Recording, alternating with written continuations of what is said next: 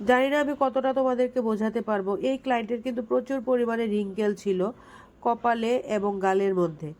এই ধরনের স্কিনে তোমরা কিভাবে মেকআপ করবে সেটাই আজকে বলবো। যাদের খুব বেশি পরিমাণে রিঙ্কেল থাকে, সেই রিঙ্কেলটা কিন্তু মেকআপের মাধ্যমে হাইড করা যায় না। তো তখন কিন্তু কি করতে হয়, ভালো করে বেসটা তোমরা বসাবে এবং তারপর খুবই অল্প কোয়ান্টিটিতে তোমরা মেকআপ প্রোডাক্টটা স্কিনে লাগাবে, তারপর ব্লেন্ড করবে। কোনো প্রোডাক্টেই তোমরা অতিরিক্ত কিন্তু লাগাতে পারবে না, কারণ অতিরিক্ত পরিমাণে যদি তোমরা স্কিনটা মধ্যে মেকআপ লাগাও, তখন কিন্তু স্কিনটা যখন ক্লায়েন্ট হাসি দেবে বা কপালটা একটু কুঁচকাবে, তখন কিন্তু সেই লাইনগুলি দেখতে পাওয়া যায়। এখন দেখো তোমরা হয়তো কিছুটা বুঝতে পারছো যে ওনার মুখে কতটা রিঙ্কেল আছে।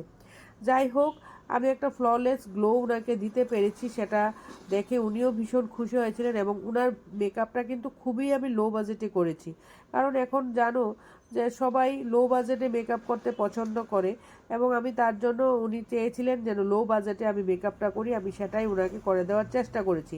আর সরস্বতী পূজা উপলক্ষে কেউ যদি একদম লো বাজেটে মেকআপ করতে চাইছো, তোমরা আমার সাথে যোগাযোগ করতে পারো, কারণ লো বাজেটে আমি তোমাদেরকে করে দেব। কারণ কি করব বলো, লো বাজেটটা যদি কেউ করতে চায় সেটা তো আমরা না করতে পারি না, আমাদের সব ধরনের কাজই করতে হয়। লো বাজেট, মিডিয়াম বাজেট এবং হাই বাজেট, বিভিন্ন রকম বাজেটেই আমি মেকআপটা কিন্তু করে থাকি।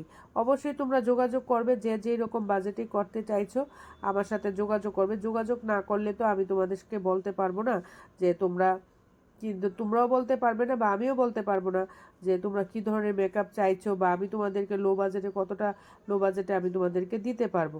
তার জন্য অবশ্যই আমার স্ক্রিনে দেওয়া নাম্বারে তোমরা যোগাযোগ করবে।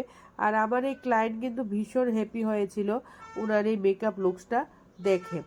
আর এজেড পার্সনের উপর মেকআপ করতে সত্যি আমার ভালো লাগে, কারণ সেটা যেমন আমার একটা চ্যালেঞ্জিং মেকআপ হয়ে যায়, এরকম লাগে যে একটু চ্যালেঞ্জ ফেস করতে আমার সবসময় আমি মানে পছন্দ করি। আর আমার ক্লায়েন্টের হাসি মুখটা দেখে তোমরা বুঝতেই পেরেছো উনি